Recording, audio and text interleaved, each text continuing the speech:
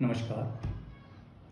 आज हम बात करेंगे जो चंडीगढ़ एयरपोर्ट पे कंगना रनौत को सीआईएसएफ की एक सिक्योरिटी गार्ड कुलविंदर कौर ने थप्पड़ मारा, उसके बारे में। सबसे पहले तो मैं इस प्रकार की किसी घटना का समर्थन नहीं करता कि किसी के साथ ऐसी बदतमीजी नहीं की जानी चाहिए। बिल्कुल ठीक है, कानून अपना काम करेगा, लेकिन शायद आपको याद होगा भारत में ये पहली घटना नहीं है। इससे पहले भी ऐसी बहुत सी घटनाएं घटी हैं। दिल्ली के मुख्यमंत्री अरविंद केजरीवाल पर बहुत बार शाही फेंकी गई, बहुत बार आक्रमण किया गया, बहुत बार थप्पड़ मारे गए, और अभी हाल ही के चुनाव में दिल्ली में कन्हैया कुमार को एक हिंदूवादी जो अपने आप को कहता था कार्यकर्ता, उसने थप्पड़ मार दिया। अब समस्या ये आती है कि हमारी अप्रोच थप्पड़ को सिलेक्टिव अप्रोच हो गई है, और एक विशेष वर्ग है देश में, एक विशेष पार्टी कह सकता हूं मैं। अगर थप्पड़ कन्हैया कुमार को पड़े, केजरीवाल को पड़े, फिर तो वो सेलिब्रेट करते हैं, बड़े खुश होते हैं, मीम्स बनते हैं, और कहा जाता है कि इनके तो कार्य ऐसे थे, इनके काम ही ऐसे थे, जैसे काम होगा, जैसे बोओगे वैसा काटोगे। फिर आपको बड़ी खुशी होती है जब थप्पड़ केजरीवाल को पड़ता है या थप्पड़ कन्हैया कुमार को पड़ता है, फिर लोगों को बहुत खुशी होती है। लेकिन अब जब कंगना रनौत को थप्पड़ पड़ा, फिर पूरा सिस्टम दो हिस्सों में बंट गया।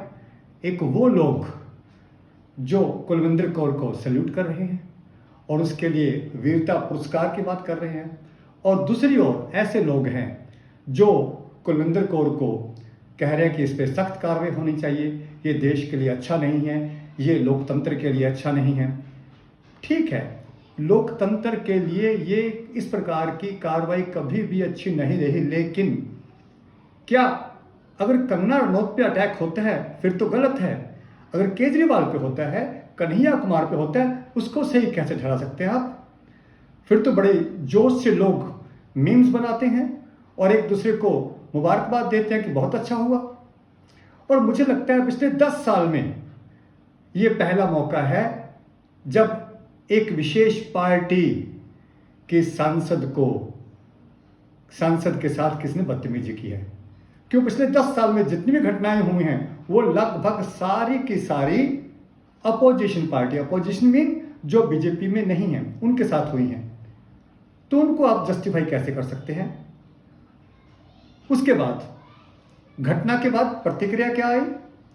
अब केजरीवाल को थप्पड़ मारा गया, कन्हैया कुमार को थप्पड़ मारा गया, और जिसने कन्हैया कुमार को थप्पड़ मारा, ऐसा कहा जाता है कि वो हिंदूवादी संगठन का कोई कार्यकर्ता था, कोई भी थे।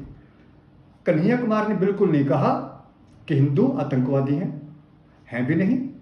लेकिन कंगना रनौत ने क्या बयान दिया कि पंजाब में आतंकवाद बढ़ रहा है। इसका अर्थ अगर कुलविंदर कौर थप्पड़ मार दे तो पंजाब में आतंकवाद बढ़ रहा है। तो क्या अब एक महिला कर्मचारी जो सिक्योरिटी गार्ड है, उसने किसी भावावेश में इमोशनल होकर, जैसे मैं उसको सही नहीं ठहरा रहा, उसने थप्पड़ मार दिया, तो आप ये कहेंगे कि पंजाब में आतंकवाद बढ़ रहा है, पंजाब में आतंकवादी हो गए हैं? जो यहां से एमएलए जीत के जाते हैं बीजेपी के, क्या वो आतंकवादी है सारे? कांग्रेस के जीत के जाते हैं, क्या वो आतंकवादी हैं? आम आदमी पार्टी के जीतते हैं, क्या वो आतंकवादी हैं? ऐसा बिल्कुल नहीं है। पंजाब का देश की आज़ादी में बहुत बड़ा योगदान है। पंजाब के लोगों की कुर्बानियां इतिहास में हमेशा अविस्मरणीय हैं, उनको भूल नहीं सकते। इसलिए इस प्रकार का ये बयान कि पंजाब में आतंकवाद बढ़ रहा है या आतंकवादी हो गए हैं, ये सरासर गलत है।